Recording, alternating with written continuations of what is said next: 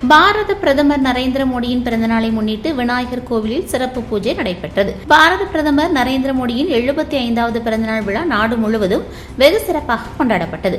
அதன் ஒரு பகுதியாக பாளையங்கோட்டை விநாயகர் கோவிலில் பிரதமர் நரேந்திர மோடி பெயரில் அர்ச்சனை செய்து சிறப்பு பூஜை நடைபெற்றது. அதனைத் தொடர்ந்து விநாயகருக்கு 75 தேங்காய் உடைத்து பொதுமக்களுக்கு இனிப்புகள் வழங்கி கொண்டாடினர். இந்த நிகழ்ச்சியில் பிஜேபி தொண்டர் உடையார் மற்றும் சுப்பிரமணிய சுவாமி, பேராட்சி கண்ணன், கிருஷ்ணன், கண்ணன் மற்றும் நிர்வாகிகள் பலரும் கலந்து கொண்டனர்.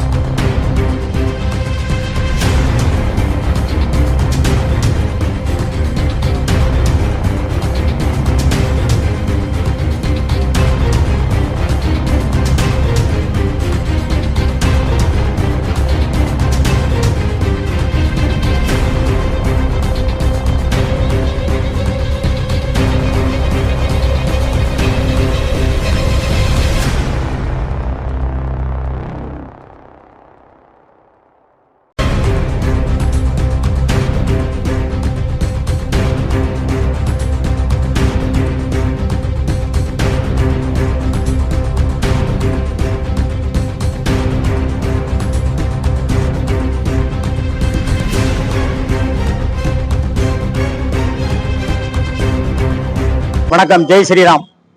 பாரத பிரதமர் நரேந்திர மோடி அவர்கள் 75 பிறந்த தின விழாவிலே இன்று அவருக்காக பிரார்த்தனை செய்து சமூக விநாயகர் கோவிலில் பிரார்த்தனை செய்து 75 வயது ஆகிறது. அதனுடைய அடிப்படையில் 75 தேங்காய் உடைத்து அர்ச்சனை செய்து இன்னைக்கு நாங்கள் வேண்டிக் கொண்டிருக்கிறோம். அதே சமயத்தில் நமக்கு எடுத்த பிரதமர் 10 ஆண்டு காலத்துல இன்னைக்கு சிறப்பான பணியாற்றி மக்களை நிம்மதியாக தூங்க வைத்துக் கொண்டிருக்கிறார்கள். உலக நாடுகள் உற்று நோக்குகின்ற அளவிற்கு தன்னுடைய பணிகளை செய்து கொண்டிருக்கிறார்கள். இன்னும் மேலும் இன்னைக்கு இந்தியாவே இன்னைக்கு திடமாக இருக்கிறது, தெம்பாக இருக்கின்ற சொன்னால் நரேந்திர மோடியை நம்ம சொல்ல வேண்டும். அது மட்டுமல்லாமல் இந்திய ராணுவங்கள் கடுமையாக செயல்பட்டுக் கொண்டிருக்கிறது. சிந்தூரில் ஒரு ஆபரேஷன் வெற்றிகரமாக நடத்தி முடித்தார்கள். பாகிஸ்தானில் எந்த ஒரு பாதிப்பும் இல்லை மக்களுக்கு. அந்த கரெக்டான வேலையை பணி செய்து முடித்தார்கள். அது மட்டுமல்லாமல் இன்னும் 100 ஆண்டு காலம் அவர் வாழ வேண்டும் என்று சொல்லி நாங்கள் இன்னைக்கு இந்த பிரார்த்தனை செய்து அவருடைய பிறந்த நாளை முன்னிட்டு இன்னைக்கு அவருக்கு அர்ச்சனை செய்து 75 ஆண்டுகள் 75 வயதை நிறைவு பெற்றிருக்கிறார்.